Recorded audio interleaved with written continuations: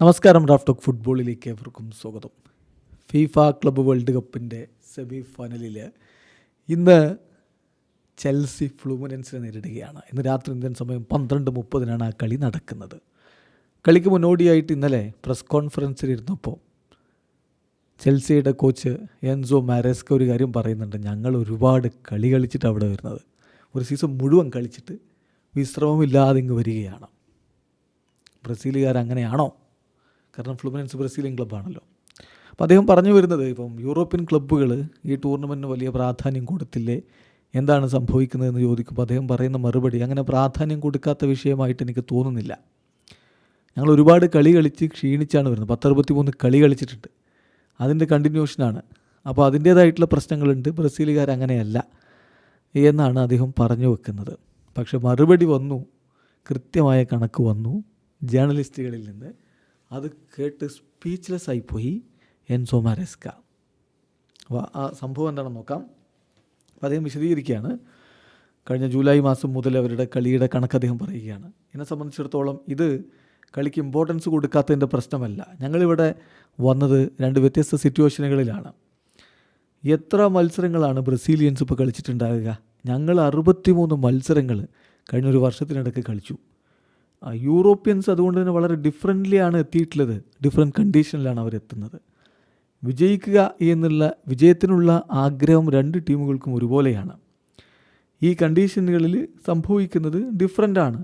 എത്ര മത്സരങ്ങൾ ബ്രസീലുകാർ കളിച്ചിട്ടുണ്ടാവും? എത്ര കളിയാണ് അവർ കളിച്ചത് എന്ന് അദ്ദേഹം ചോദിക്കുന്നുണ്ട്. അപ്പോൾ അദ്ദേഹം വിചാരിക്കുന്നത് ബ്രസീലിൽ ഇപ്പോൾ സീസൺ ജനുവരിയിൽ ഇങ്ങ് തുടങ്ങിയിട്ടല്ലേ ഉള്ളൂ എന്നൊക്കെ വെച്ചിട്ടാണ്. ഈ കണക്കുകൾ നേരത്തെ തന്നെ നമ്മൾ പറഞ്ഞതാണ്. ഇത് തെറ്റാണ്, യൂറോപ്യന്മാരാണ് കൂടുതൽ കളിച്ച് ക്ഷീണിച്ച് വന്നത് എന്നുള്ളത് തെറ്റാണെന്നുള്ളത് നമ്മൾ നേരത്തെ തന്നെ കണക്കുകൾ വെച്ച് വീഡിയോ ചെയ്തിട്ടുണ്ടായിരുന്നു, നിങ്ങൾക്ക് ഓർമ്മയുണ്ടാവും.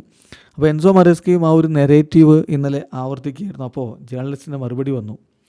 അവിടെ അത് കേട്ടുകൊണ്ടിരിക്കുന്ന ജേർണലിസ്റ്റിൻ്റെ മറുപടി വന്നു, 70 മത്സരങ്ങൾ അവർ കളിച്ചിട്ടുണ്ട്. നിങ്ങൾ 63 ആണെങ്കിലേ ഫ്ലൂമിനൻസ് 70 കളി കളിച്ചിട്ടാണ് വരുന്നത് എന്ന്. അപ്പോൾ ശരിക്കും ഇതിൻ്റെ എക്സാക്റ്റ് കണക്ക് നോക്കിയാൽ ചെൽസി 63 കളി കളിച്ചിട്ടില്ല, 62 കളികളാണ് കളിച്ചത്. ഫ്ലൂമിനൻസ് 70 കളിയല്ല.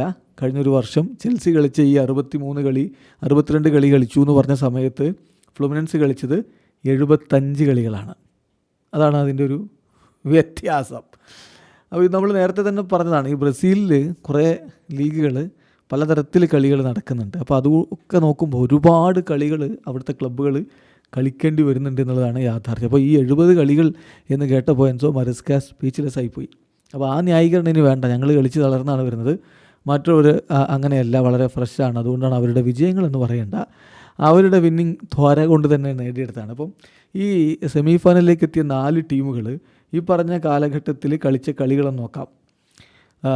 ചെൽസിയാണ് സെമി ഫൈനലിലെത്തിയ ടീമുകളിൽ ഏറ്റവും കുറച്ച് കളി കളിച്ചിട്ടുള്ളത്, 62 കളികൾ.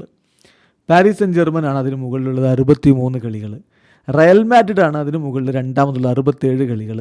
ഫ്ലൂമിനൻസ് ആണെങ്കിൽ ഈ ഒരു കാലഘട്ടത്തിൽ 70-ലധികം കളികൾ, 73 കളികളുമായിട്ട് നിൽക്കുകയാണ്. അപ്പോൾ കൃത്യമാണ്, കാര്യം വളരെ കൃത്യമാണ്. ഏറ്റവും കൂടുതൽ മത്സരങ്ങൾ കളിച്ചിരിക്കുന്നത് ഫ്ലൂമിനൻസ് തന്നെയാണ്. ഇപ്പോൾ ഫ്ലൂമിനൻസ് മാത്രമല്ല, ബ്രസീലിൽ വന്ന എല്ലാ ടീമുകളും ഇങ്ങനെയൊക്കെ നിരന്തരം കളിച്ചുകൊണ്ട് തന്നെയാണ് വന്നത്. എന്നല്ലാതെ യൂറോപ്യന്മാർക്ക് മാത്രം കൂടുതൽ കളി കളിച്ച് ക്ഷീണിച്ച അവസ്ഥയിലല്ല. അത് തെറ്റായിട്ടുള്ള ധാരണയാണ്. ഒരു കാര്യം കൂടി, ഇനിയിപ്പം ഈ 2025 മാത്രം കളികളുടെ കണക്കെടുത്താലോ, അപ്പോഴും കൂടുതൽ കളികൾ കളിച്ചിട്ടുള്ളത് ബ്രസീലിയൻ ടീം തന്നെയാണ്. ചെൽസി 2025 ഇതുവരെ 33 കളികളാണ് കളിച്ചിട്ടുള്ളതെങ്കിൽ 2025 ഫ്ലൂമിനൻസ് കളിച്ചത് 41 കളികളാണ്. ക്ലിയർ ആണല്ലോ? വീഡിയോ അവസാനിക്കുന്ന ഫുട്ബോൾ ലോകത്തെ കൂടുതൽ വിശേഷങ്ങളുമായി റാഫ് ടോക്സ് എത്താം.